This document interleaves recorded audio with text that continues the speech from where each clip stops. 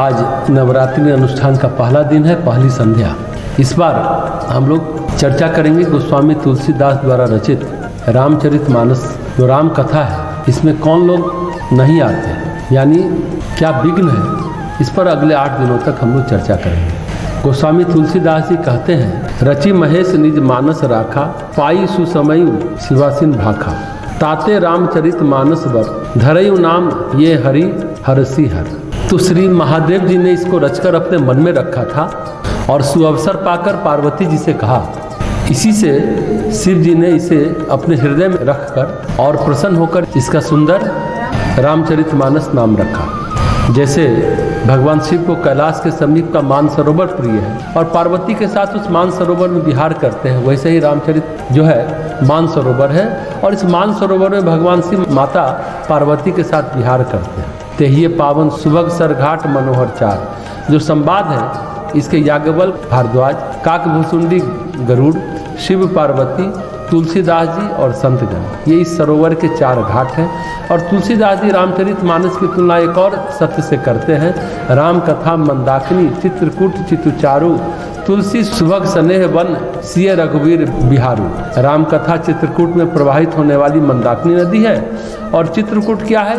चित्त है। चारू यानी सुंदर, प्रकाशित चित्त, सुंदर चित्त, स्वच्छ चित्त। इसमें जो भक्ति है, साधक उसी में भगवान श्री राम और माता सीता विहार करते हैं। कुल मिलाकर ये मंदाकिनी नदी है, पवित्र, पावन और यह मानसरोवर की तरह है, भगवान शिव को अतिशय प्रिय है।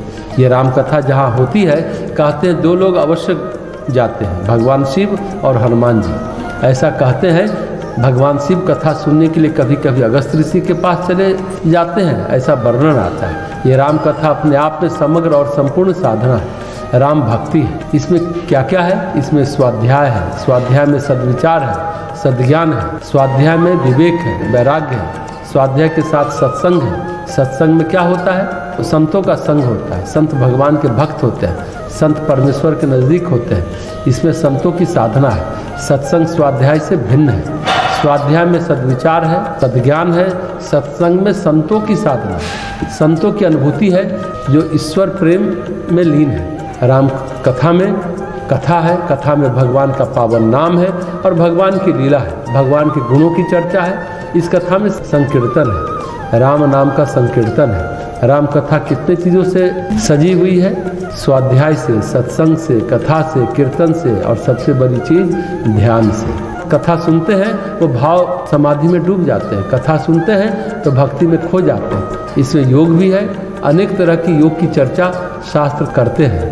हठ योग की चर्चा करते हैं, राजयोग की चर्चा करते हैं, मंत्र योग की चर्चा करते हैं, ज्ञान योग की चर्चा करते हैं, भक्ति योग की चर्चा करते हैं, कर्म योग की चर्चा करते हैं। इस कथा में लय योग है, लय योग की चर्चा करते हैं। श्रोता का मन बिना किसी प्रयास के भगवान के श्री चरणों में, भगवान के भाव में, भगवान की भक्ति में लीन हो जाता है। पर इस कथा में आना सुगम नहीं है, सरल नहीं है। हमारी प्रकृति, हमारी अभिरुचि, हमारे संस्कार, हमारी परिस्थिति, हमारे अशुभ कर्म इसमें अनेक तरीके के विघ्न डालते हैं। ये कथा बड़ी पावन है, रुचिकर है, लेकिन पावन चीज़ें पावन लोगों को अच्छी लगती। कहते हैं एक मछली बेचने वाली थी, सड़क पर पड़ी रहती थी, उस पर कोई दया किया, बुढ़िया थी, सड़क से उठाकर घर ले जाना चाहता था। कहा सड़क पर पड़ी रहती हो, पानी बरसात में, हमारे घर में चलकर आराम करो। उसको अच्छे बिस्तर में, अच्छे कपड़े में, अच्छे कमरे में रखा। रात भर बुढ़िया बेचैन नहीं, सोई नहीं। वहाँ पर सुगंध थी, वहाँ पर फूल खिले थे, वहाँ पर अच्छा वातावरण था,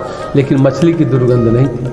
वह सो नहीं पाई, बड़ी विकल बेचैन रही। रात भर उसे नींद नहीं आई। सुबह बोली भाई हम सड़क पर ठीक है, हम यहाँ नहीं सो सकेंगे, मछली की दुर्गंध ना हो तो अच्छा नहीं लगता। हमारी रुचि, हमारे कुसंस्कार, हमारे कलुष, हमारी कालिक राम कथा तक हमें पहुँचने नहीं देती। इस सरोवर में स्नान नहीं करने देते, इस पावन नदी में स्नान नहीं करने देते।